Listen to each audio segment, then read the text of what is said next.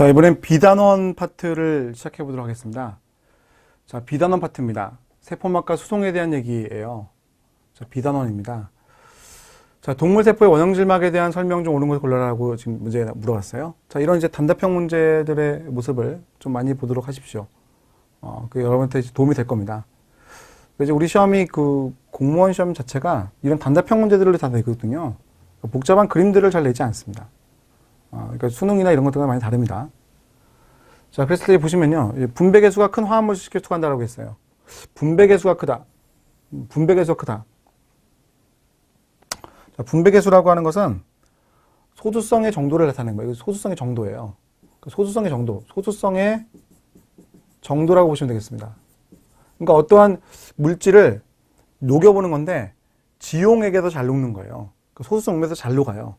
그런 것들을 이제 우리가 분배계수가 크다 이렇게 표현하거든요. 그러니까 이 소수성 용도가 크면 클수록 세포막을 잘 통과하죠. 즉 원형질막이 인지질막이기 때문에 뭐 잘 통과하는 특징이 이제 있습니다. 자, 반면에 단백질이라고 하는 것은 인질 융충의 표면에 붙어 있는 게 아니라 박혀 있습니다. 표면에 있는 게 아니라 막에 박혀 있습니다.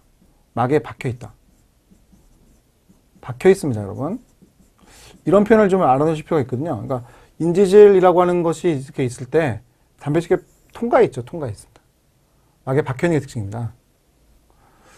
자, 극성물질이 비극성물질 쉽게 투과한다. 쉽게 투과하지 못합니다, 여러분. 극성물질보다는 비극성물질, 즉 분배계수가 큰 물질이죠. 이런 게 쉽게 투과하죠. 자, 탄수화물은 세포막의 바깥쪽에만 있습니다. 안쪽에 없습니다. 자, 탄수화물은 항상 세포의 바깥쪽. 이렇게 탄수화물이 이렇게 당이 단백질에 붙어 있거나 또는 이렇게 인지질에 붙어 있거든요. 이런 모습 보이는 게 특징이에요. 자, RNA는 원형질막을 쉽게 투과할 수 있다. RNA 뭐 쉽게 투과하지 못하죠. 이것도 극성물질이기 때문에 전하를 지금 음전을 되고 있기 때문에 원형질막을 쉽게 투과할 수가 없습니다. 이게 틀렸죠. 그렇죠? 자, 이런 간단한 것들 좀 알아놓으시면 되겠습니다. 그러니까 막이라고 하는 것에 대한 특징을 좀 알았을 때 우리가 막은 소수성이 크면서 작은 문자들이 통과를 잘하는 거거든요. 그런 사실을 알고 있으면 이제 문제를 풀기가 좀 쉬운 거죠. 그럼 어떤 물질이 탄수화물 뭐 또는 RNA 저거 극성물질이니까 통과하기 쉽지 않잖아요. 이런 걸 우리가 짐작해서 문제를 푸는 겁니다. 자, 다음 문제 한번 볼게요. 자, 2번 여러분이 뭐 풀어보시고.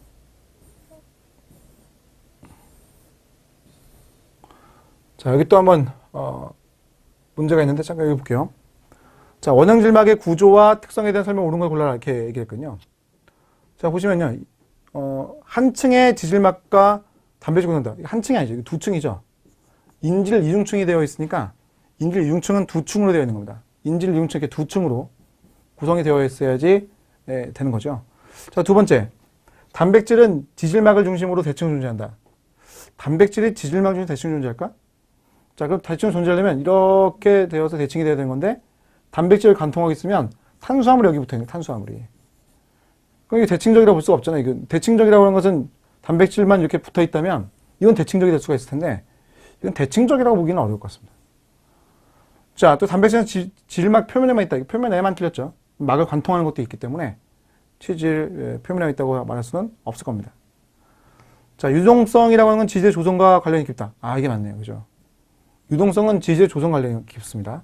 즉, 불포화 지방이라는 것이 많으면 불포화 지방이라고 하는 성분이 많게 되면 이 불포화 지방이 구부러져 있는 구조라고 했으니까 구부러진 구조가 잘 움직인단 말이야. 옆으로 잘 움직이죠. 그러니까 유동성이 큰 거예요. 유동성이 매우 큰 게 특징이 됩니다.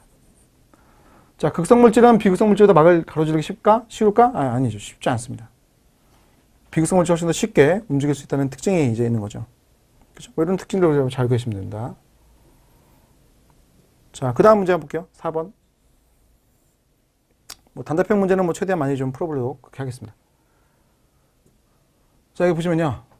자, 세포막의 유동성은 불포화 지방산이 많아질수록 커질까?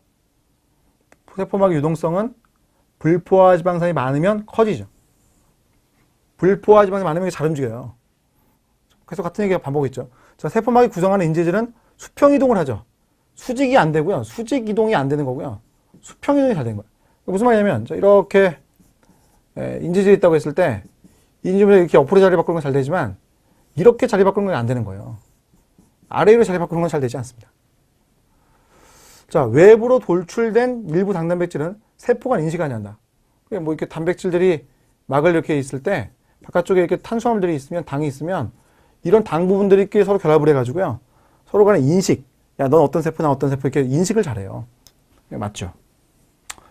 자, 세포막의 인지질은 양친매성 문제이다. 그리고 양친매성. 양친매성이라는 표현은, 자, 이게 뭐였어요? 머리죠. 친유성의 머리. 자, 이게 뭡니까? 소수의 꼬리죠. 자, 이게 양쪽에 같이 있는 양친매성 문제라는 겁니다. 자, 질 이중증 내부와의 친화력은 내재성 막단백질의 표재성 단백질이 크다. 그래요. 자, 이 표재성 단백질은 이 바깥쪽에 있는 것들을 표재성 단백질이라고 부르는 거고, 내재성 단백질은 이 안쪽을 통과하는 것들을 내재성 단백질 부르는데, 이 통과하는 부분이 인지질의 지방산 부분과 만나는 부분, 이 부분이 이게 소수성이기 때문에 이게 통과해서 이렇게 들어있는 거거든요. 그러니까 사실 이게 통과한다기보다는 끼어 들어가 있죠. 끼어 들어가 있습니다. 끼어 들어가 있기 때문에 얘가 이렇게 움직일 수가 있잖아요. 이렇게 움직일 수가 있거든요. 그러니까 당연히 소수성인 분들과 결합을 잘하는 그런 특징이 있죠. 결합을 훨씬 더 잘하는 특징이 있습니다. 오케이. 자, 또 다음 거 볼게요. 자, 다음 중 세포막의 유동성에 영향을 주지 않는 것. 움직여 다니는 거죠. 좌우의 유동성, 수평 유동성을 말하는 건데, 영향 주지 않는 것 골라라고 했습니다. 온도 뭐 대표적 영향 주죠. 그죠? 자, 그 다음 불포화질 함량, 이것도 대표적 영향 주죠. 자, 그 다음 이게 지방산의 길, 이것도 대표적 영향 줍니다.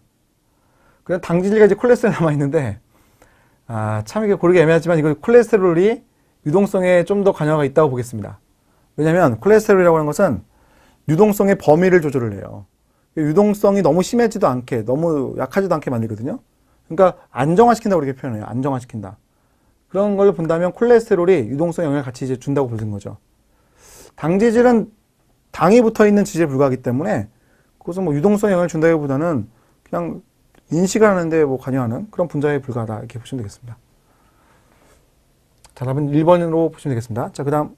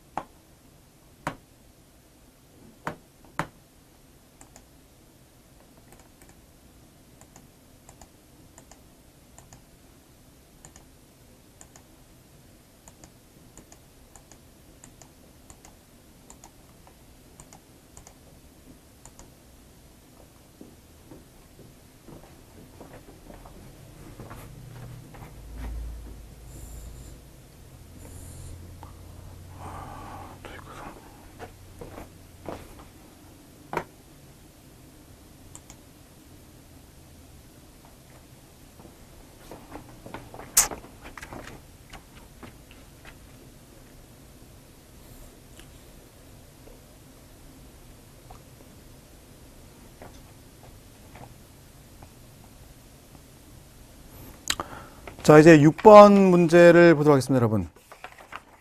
6번 문제를 보도록 하겠습니다.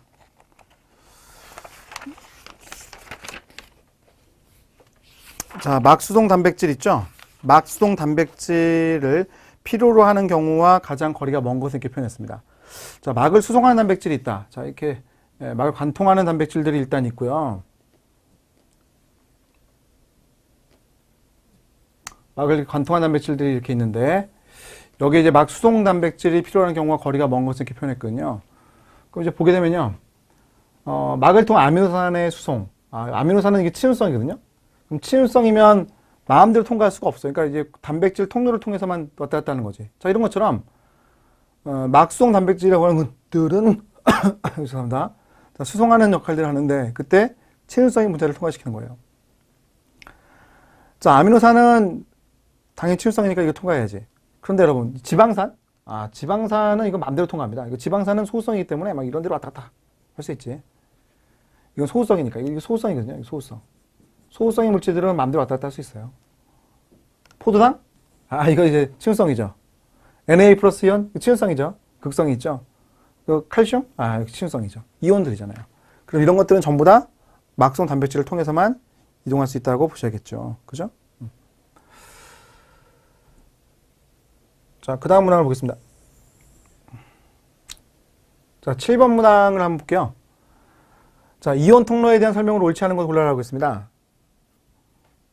자, 단백질로 되어 있다. 오케이, 단백질.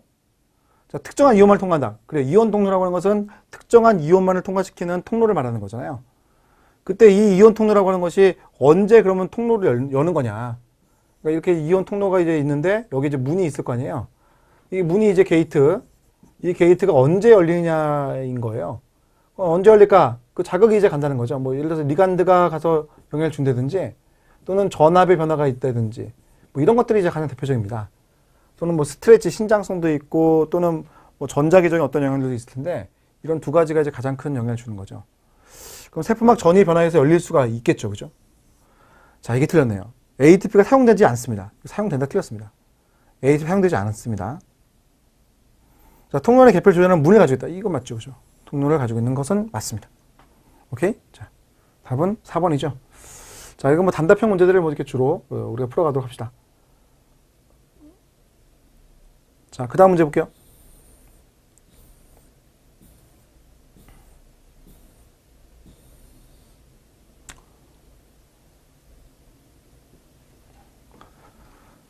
자, 지방직 공무원 문제 2012년도 겁니다.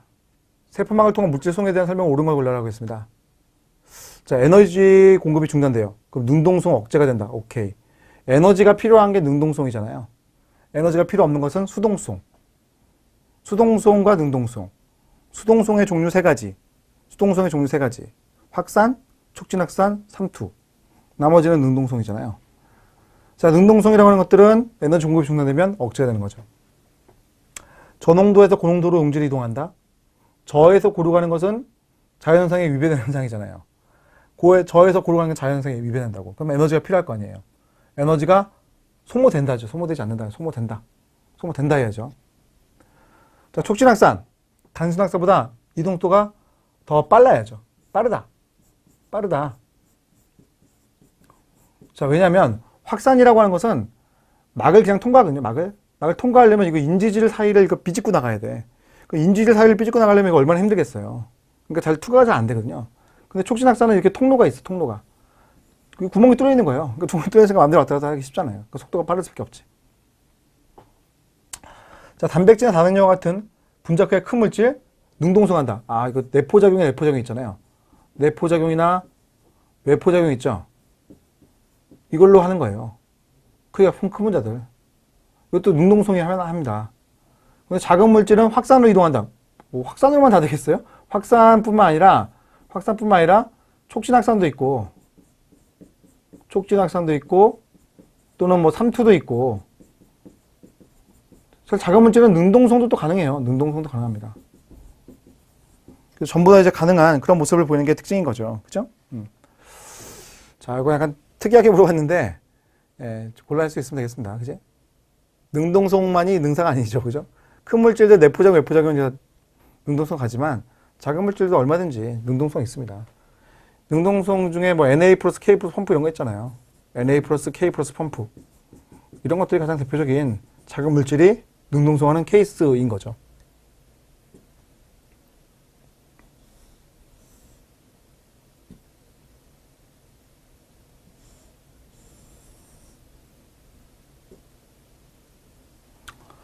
자, 이제 10번 문제를 보겠습니다.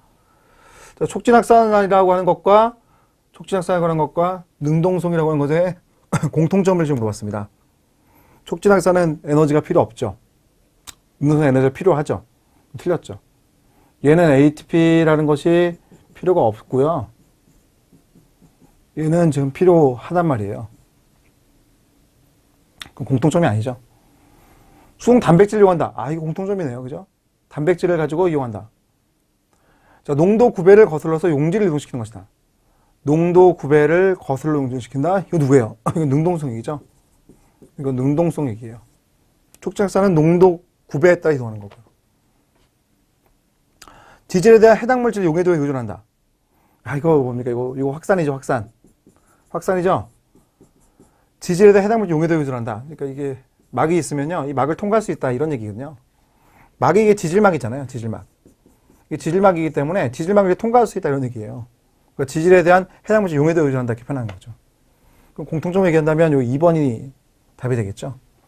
답은 이제 2번 수동담배수 이용한다는 것이 답이 될 겁니다.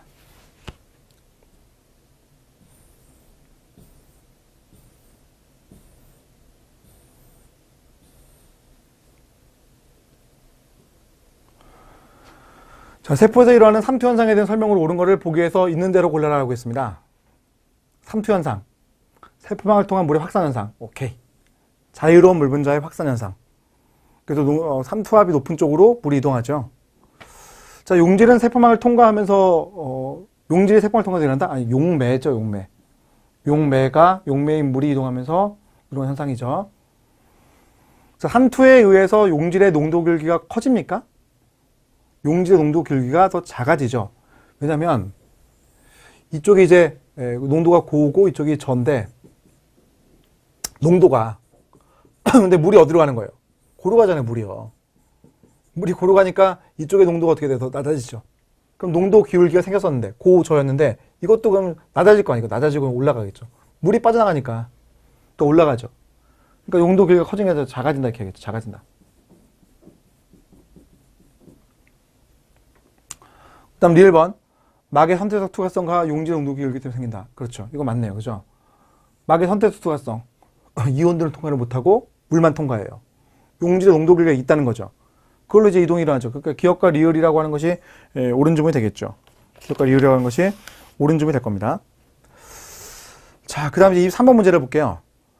세포막의 특성을 이용해서 물질을 이동시키는 방법 중 큰 분자들을 한 번에 다량 수송할 수 있는 방법은 뭐냐 하는 거죠. 큰 분자를 한꺼번에 다량. 큰 분자가 한꺼번에 다량으로 간다는 겁니다. 큰 분자 이동하는 게 뭐가 있죠? 큰 분자 이동하는 거. 예, 이거밖에 없네요. 음세포작용. 음료수를 갖다 받아들이는 작용. 이거밖에 없죠. 큰 분자를 받아들이는 방법은요. 공동송이라고 하는 것은 작은 분자가 들어오는 거잖아요. 공동송이라고 하는 것은 Na 플러스 이온이라는 것이 들어갈 때 포도당도 같이 들어올 거야. 이런 게 이제 공동송이에요. 같이 하고 공동송. 촉진확산. 막이 있는데 포도당만 내가 갖고 들어올 거야. 촉진확산이죠. 능동송은요? 나 이거 Na 플러스 이온을 무조건 밖으로 내보내고 K 플러스 무조건 안으로 갖고 들어올 거야. 이런 게 이제 능동송이죠. 그러니까 작은 분자를 다 이동시키는 건데 음세포작용은 큰 분자를 이동시키는 거다. 이런 얘기가 된다는 거죠. 오케이? 자, 이 3번은 답이 요게 2번이 되겠네요. 2번.